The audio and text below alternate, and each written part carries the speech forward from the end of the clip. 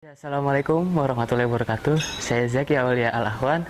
Di sini saya akan melakukan kegiatan wawancara di salah satu gereja yang ada di tempat tinggal saya yang bertepatan dengan hari besarnya mereka, yaitu wafatnya Isa Al-Masih. Sekian dan terima kasih.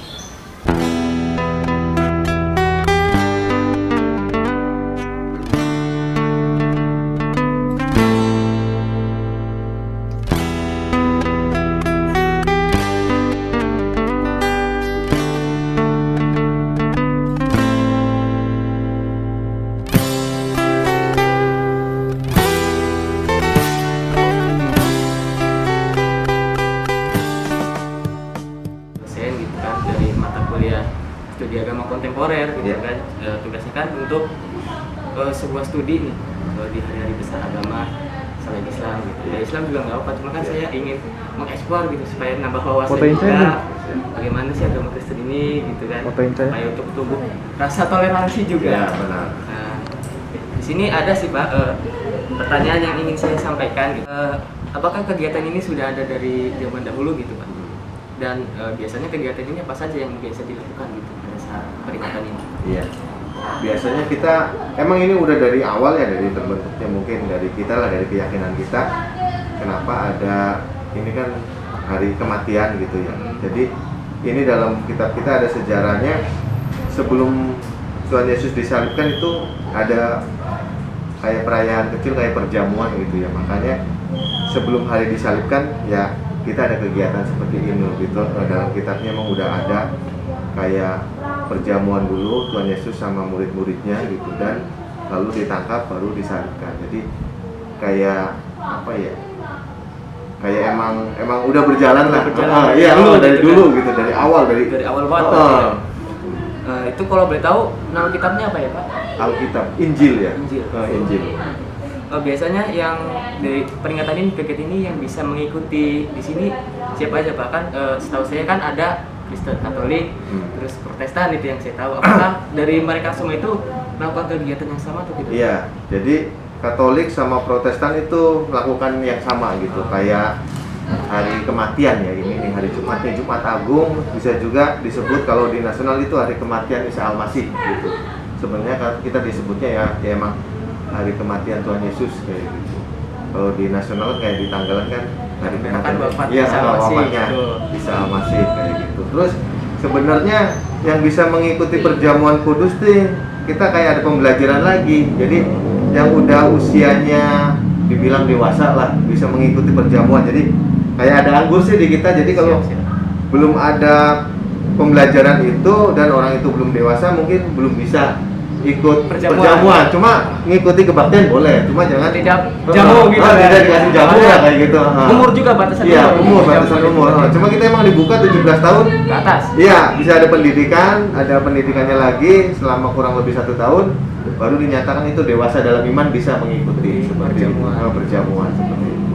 Biasanya isi perjamuan itu apa aja Pak? Yaitu kayak kita mengenang, jadi kayak waktu itu Tuhan Yesus sebelum disalibkan ya seperti itu gitu. Jadi sama murid-muridnya ada perjamuan juga dibagi-bagikan ya. Jadi cuma untuk kita kan di jemaatnya dalam ibadah ini kan kita semua. Waktu itu kan Tuhan Yesus 12 ya, kita semua. Jadi kayak pendetanya kan ya kayak itu ngasih dulu kan satu nanti dibagi-bagi kayak gitu. Dulu kan sebelumnya kan dari Tuhan Yesus itu ke murid-muridnya aja 12. Sekarang kan kita semuanya yang mengikuti gitu. Tapi supaya rata gitu. Iya, supaya rata. Terus yang udah dewasa ada itu sih ya.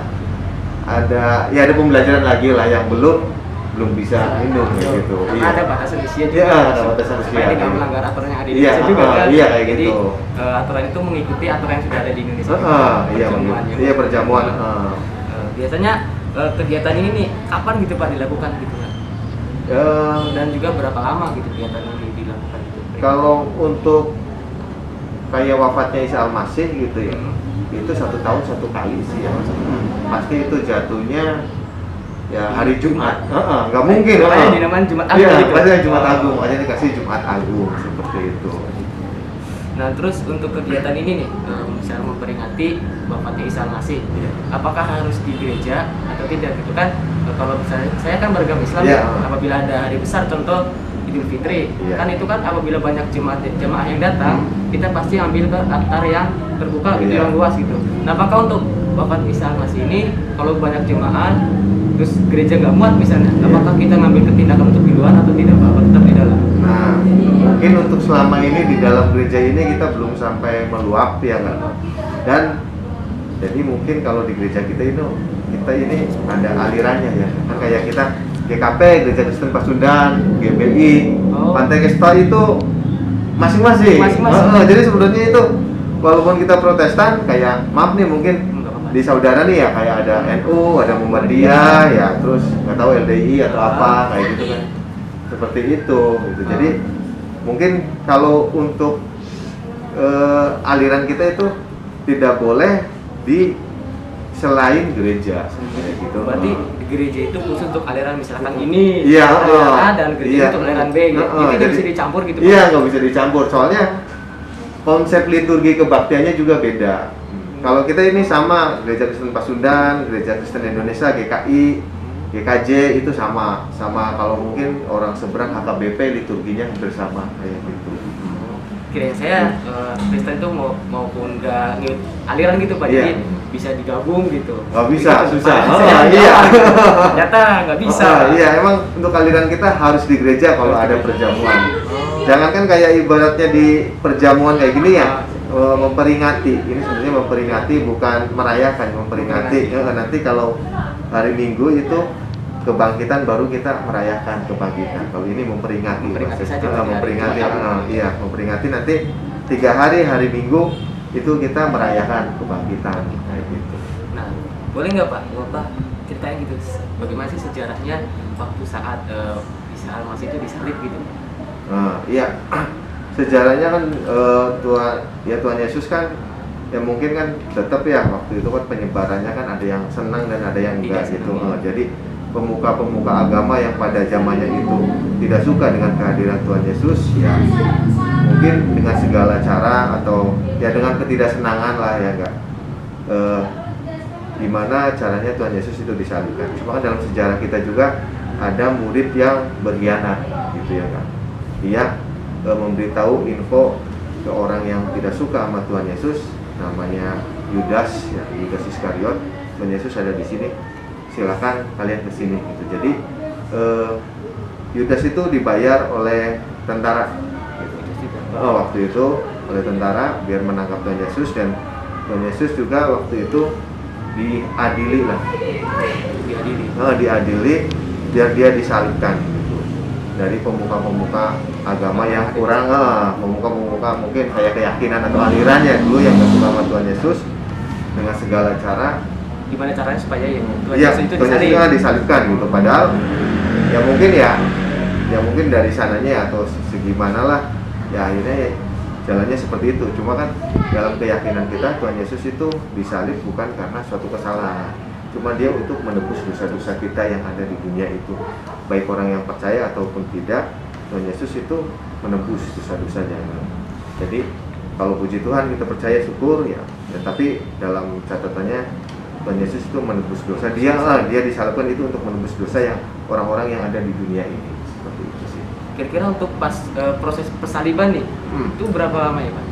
Waduh, kayaknya kita belum Belum. detail ya. Soalnya kan dari perjalanannya yang tadinya murid-muridnya itu mengakui Tuhan Yesus kan ada ya. Itu kan karena mungkin dia ketakutan ya, gurunya dia disalib, dia sampai tidak mau mengaku, saya bukan muridnya. Waktu itu kan ada ceritanya, sampai 3 kali ayam berkokok, akhirnya dia mengaku iya, dia minta maaf. Waktu itu kan ada muridnya yang bernama Petrus gitu, dia ngomong seperti itu. Cuma ya pada saat itu, tapi kan pada saat kejadian berarti pada tidak mau mengakui dia karena saking takutnya karena ya seperti itulah ya, mungkin takut dijebloskan ke penjara atau apa, iya seperti itu.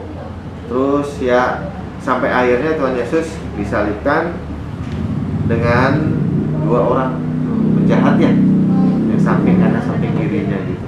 Yang satu tidak mengakui, tapi yang satu ya udah saya mengaku bersalah gitu, seperti itu. Sampingnya, jadi ada orang jahat yang mau bertobat dan ada orang jahat yang tidak mau kayak gitu.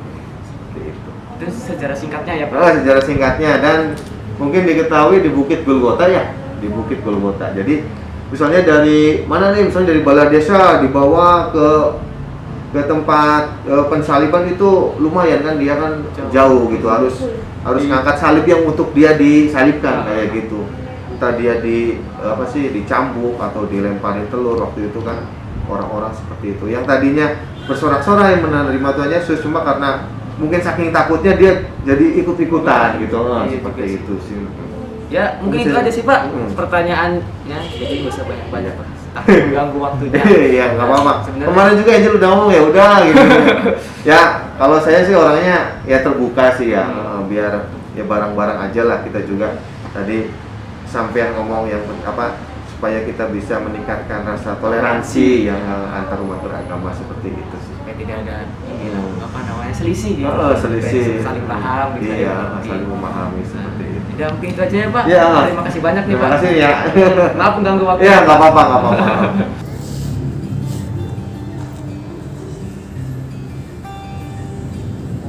Minumlah dengan niat melaksanakan pengakuan juga Yesus Kristus anak domba Allah.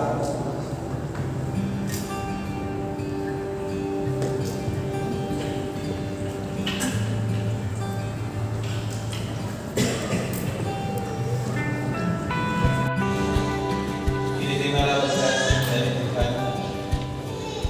Tuhan kiranya memberkati dan memelihara saudara. Tuhan kiranya menerangi saudara dengan wajahnya dan mengasihani saudara. Tuhan kiranya menunjukkan wajahnya kepada saudara dan mengaruniakan damai sejahtera. Amin.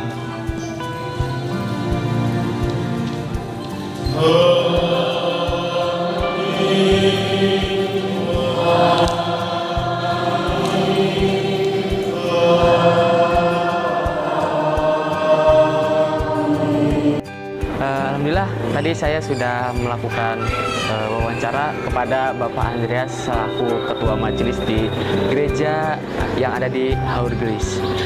Mungkin itu saja yang bisa saya lakukan. Kurang lebih mohon maaf. Assalamualaikum warahmatullahi wabarakatuh. Dan juga mohon maaf saya sudah mengganti pakaian karena ingin melaksanakan sholat Jumat. Oke?